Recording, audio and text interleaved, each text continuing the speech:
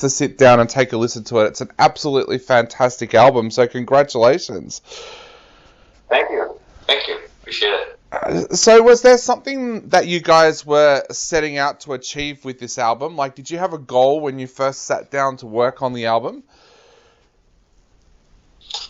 Well, yeah, I mean, honestly, like, probably a few goals. Like, one of the main goals with every record for me, it's trying to write the best music for Howard, you know, to just create music that is going to allow him great choruses and just, you know, like write great parts. And so that's usually kind of like my main goal. In terms of like overall, like the sound, I think we had talked about, obviously, kind of like trying. I think with this record we tried to go a little more in certain directions. You know, it's like we can go heavy and then do something like really heavy, and then we can go like even more metal that we've done in the past, and then and also like in terms of like the songs, they're going to be more like the single radio kind of like songs, and you know, just experiment with with that type of sound as well. And one thing that is obviously like I kind of like pushed a little more, adding like synths and like just keyboards in general, like just more of that, and it's something that it just like feels right to me, kind of like at this time of writing. Yeah. Obviously. When you do write new music, what kind of things inspire you? Like, is it just everyday life? Is it what's going around the world at that time? Like, what inspires you to actually sit down and write? Yeah, it literally is like, it is life. To me, it's over the years I also like learn. Let's say I might go, I don't know, hike, or I go do something, and then during that time, I try to like stop and just think about trying to find inspiration from where I am, you know. So I like stop and just for a few minutes, just concentrate on just like soak it all in, and you know, and just feel the energy that comes from certain things. And so traveling for me is a big part, and so yeah, traveling, just nature's a big part. It's like quiet places. I love quiet places, like, you know, not crowded. Yeah. And so I think like in terms of finding inspiration, that to me that really is important to be in a quiet place. You know, it's like I work really well at home when it just like there's nothing happening, there's no sound, just like I mute the phone, and that's that. Yeah. So I think that, and obviously, you know, other forms of art, you know, listen to music, you know, look at cool images, photos, documentaries, kind of like everything that I think like it can speak directly to my heart and brain. Yeah, I love nature as well. And do you use that as an excuse to go out into nature more? Like, are you someone who likes to go on hikes and things like that, or how do you escape into nature? Yeah, I mean, honestly, like over the years, like just now, for example, I came back from a trip where it was like I traveled with my wife. We're in Iceland and Italy, and my wife is Icelandic, so we also spent time with her family, and then we went to Italy. I'm Italian, so we spent time with my family. But we also took the time to just explore a bunch of things that we had not seen, and to me, I make like a point to just like literally spend time to just go and just be in those places for a while, to just really feel inspired. Yeah. And it really does work. It's like I feel different when I'm in certain places. Like, so there's like even, you know, just I would like research like what other place I want to go to, and then to me just like go there. It's like I can tell it's like I went to, and it's actually one of the coolest things I've ever seen in my life. But in Iceland, I got to see the erupting volcano that is right now is erupting, right? Oh, wow. And so I went there twice. The second time I went there, being that over there right now they have light 24 hours a day. So I went there and I was like at midnight on top of a mountain, freezing, and I stayed up there watching this volcano erupting for like 2.5 hours. And it was like started raining, and it was just I just didn't want to move. I just like it was one of the coolest things I've ever seen in my life. Seeing and hearing the sound of like volcanoes, like it really was. And I know that's even though I haven't written music like based on that or anything. Like I know experiences like that are going to inspire me, and they're going to make me create certain things and have like. I think the more you spend feeling certain emotions, the more those emotions will come up later with your art. Yeah. I was going to say, watching and hearing an erupting volcano, that's going to have to inspire a song somewhere down the track, isn't it? Yeah, I'm sure. You've got an amazing writing relationship with Howard as well. You said before about writing music for Howard, but that's an amazing writing partnership that the two of you have created over these last 2 albums. Tell us a little bit about that relationship and how that works. Like, do you provide music to him and then he goes away and writes lyrics based on that music, or how does that relationship work between the two of you? Yeah, it's usually that I give him a bunch of music. And then he starts kind of like selecting what he likes more of certain songs, and sometimes he asks me like, can you try like a different groove here, a different groove there? It's like, and then it's usually like just he takes time to write the melodies and lyrics, and it's crazy because some days he would like I send him a song and then he would be like 6-7 hours later I wrote the song. He's done already with the song. He already has an idea what he's gonna do, and those are usually the songs that I know they're gonna be great. Yeah. Because I think like I've seen with Howard when it's like it really clicks naturally and it happens naturally. Those are his best songs. Awesome. And then sometimes it happens to us because obviously we bring more songs than we need in the studio just because you never know. If you want to put 12 songs on a record, you shouldn't write only 12 songs. And at least I think, like, for the way it worked for us. So it's good to have extras, right? Yeah. And I'm the first one to say, even though maybe I spent so much time, days and days, writing a song, if I see that doesn't really connect and Howard's not really kind of, like, responding a certain way, I'm like, okay, let's just forget the song, next song.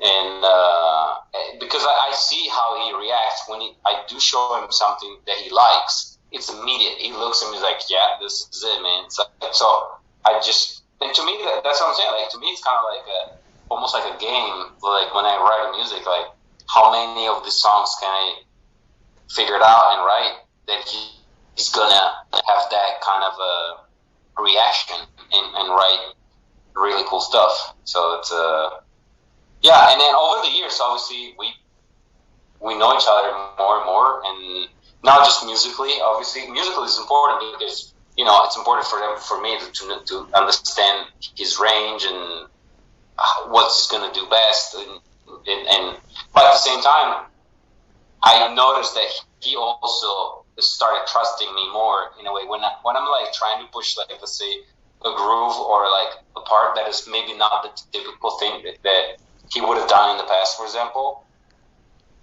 Yeah, I want to try that. And there are songs on this record that literally are that. There's like a song like "Wilting the Light," the type of chorus, the type of thing. It's like, and that's why he told me, like, I had to write a chorus completely different from what I used to want to write. But because of that, now we have something that is like sounds different, and and so it's like it's really like a matter of like pushing each other to do better. Yeah. And did you feel any pressure on this album because the first album was so well received and such a great album? Did you feel pressure working on the second album? Absolutely. because the first record, the fact that it was the transition between when we were, as like the three of us, we used to do Devil, right? And then when we basically started a new band, also, as you can imagine, you have to, resign to the label. And then in that time, we were also like, we were working with the previous management, and it's kind of like we're really meeting. So it's kind of like us saying, you know what, let's just do a record, and this time with nobody involved but us, and if these people will like it, a label will like it after, good. Otherwise, we had fun, and so that was like the vibe with the first record, with As Light the Torch. This one, since that record did so well, obviously now you got all this expectation from label and like all this everybody around the team, like they want more, right? And then you also feel like, okay, all these people that dedicated time to just push this project, now obviously they want to see like just keep growing, and labels, if they're throwing more money, they want it back. They want the investments just to be a good investment. So like you got to sell more, you got to so it's all that obviously. And then for us personally, I mean, for me, it's also like a matter of like, I'm only gonna feel good if I think I did a better record. Because like it wouldn't be like even like stimulating to just do, let's just do something as good as the other one. It's like this. I think that would be the wrong mindset to just start working on a record. I like the challenge, and to be like, okay, this has got to be way better. It might not just be way better. It might be like slightly better, or like. But to me, it's also important that it will an evolution of a band. It can't just, otherwise, I would find it very boring if it would just matter of like, let's do same kind of like more songs in that style in the same kind of exact vibe. Yeah. And so yeah, it's like all this put together is like you obviously gotta feel the pressure. It's like this needs to be, in every aspect better. Yeah, and you also had the challenge of trying to put the album together in the middle of a pandemic as well, with you guys so spread out around the world. What kind of challenges did that provide for you? Well, actually, like, we finished the record before the pandemic. Oh, that's good. Yeah. Yeah, so for us, we were lucky that we literally finished everything at the end of February, done with drums and everything. The record needed to be mixed, but obviously mixing, it's just, you don't really need the entire band to be in the studio. And so we were basically done. We had left for a tour. The tour got canceled because, COVID, we had to fly home. But thank God at least everything was done. We're recording. Yeah, because like, especially when things started happening, in a pretty drastic way, it's like there was no way to just fly people around. And the fact that Howard doesn't live in California, we did the record in California. So it's kind of like, and plus I think we were also lucky that we were not in a position where we felt like kind of insecure about our job. We all felt really strong about what we had done. So it didn't feel like, okay, now we have more time, let's go back and redo things. It really felt like we did the best that we could, and now let's move forward. Yeah. And one of the tracks on the album that I absolutely loved is the cover of Sign Your Name. And I understand that came about because of a compilation album of yours, I understand. Can you tell us a little bit about how that came about and why you guys decided to cover that song? Yeah, so it was like Howard was staying over. This was like during the first week of pre-production. Was staying at my place, and it was a day after the studio. So I'm like just there making food, and obviously you want to listen to something kind of like different from what we've been working on. And then I had like an 80s like compilation on Spotify, 80 songs. And that song started playing, and I honestly immediately I heard our sound with that song. And I think it's maybe because from being in the studio the whole day, your ears are just like your head in a certain space. So as soon as that song started playing, like I felt like I was hearing the song with Howard's voice still on it. Yeah. And then I told Howard, like, I think this would really work. And I love that song. And I know Howard pretty much like loves all the good '80s, pop. And Howard told me, he's like, I absolutely love the song also, so let's give it a shot. And yeah, and like probably a week later, I started messing around with arrangements and trying different things and kind of give it different, like a more of a us sound, I guess. Yeah, yeah. I was actually going to ask that. How difficult is that to take a song, to cover and make it sound like your sound, but also kind of keeping it faithful to the original as well? Yeah, so in this case, for example, I decided to keep the same tempo and the same structure exactly. So, and that's really like kind of a big part. But obviously, I wanted to hear a big chorus, like the big, with Howard's big voice, and like so that was like started thinking about, okay, I want the choruses to be a certain way, and then I want the verses to kind of have different dynamics between the first verse, second verse, and then the third verse, because like a lot of the '80s music had 3 verses. Pretty much now, music nowadays, you don't hear 3 verses; it's only 2. But that song has 3 verses. So how do I make the third verse sound like a transition between the bridge and the last chorus? So like basically, I created all different arrangements for all 3 verses, and yeah, and to me that's also like so much fun to do. I can literally spend days just experimenting with sounds and things like that, and the fact that in that case the good song is already there. I don't have to rewrite the song. I mean, the song is great already, so it's just like a matter of like just having fun trying arrangements, and obviously like having drums done like in this style obviously add a completely different flavor. And I think like overall, like Howard's voice is so perfect for that cover. Definitely. Even I love the fact that there's so many of like the actual the type of like vocal riffs that were like in the original that Howard did also in this one, kind of like modulating, and it's like I think it's awesome. It sounds so good. It is. It's absolutely amazing. And I know, mate, we are running out of time very, very quickly. So I guess to finish off, what would you like to say to your Australian fans out there before they get a chance to sit down and take a listen to this album? Well, first I would say like this is a record that really it feels so important to us, from being like the way that like the time that was written, the way we were working together when we were in the studio, and it really feels like a chapter of our lives, and so for us, like it's so important. I think it's like it's a true statement. Like when you think of like an artist doing something that really communicates who they are. In this case, I think both for Howard lyrically and for me with the music, it's like it really does feel like this express who we are, and at least during that time, the time frame we're talking about. And so to me, it's always like that's one thing that I like the most about this record, how much I do feel emotionally. It's like very alive, and yeah. So it's the thing I'm most proud of for sure.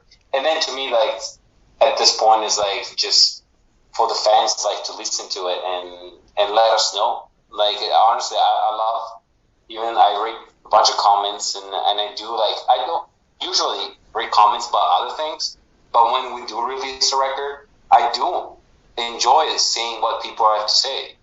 Because it does make a difference when all the people telling you like how much the songs are changing, like are like affecting their lives, or like it's like I don't know. I think it's such a great feeling, and I love to feel that response. Definitely. Well, mate, I want to say congratulations again on such a fantastic album, and I just want to thank you for taking the time to chat to us today. Thank you. Awesome. I'll let you go. Have a great day, and hopefully we get to see you guys in Australia in the future as well. Absolutely. Absolutely. Awesome, mate. All right. See you later. Thank you, Sticker. Bye.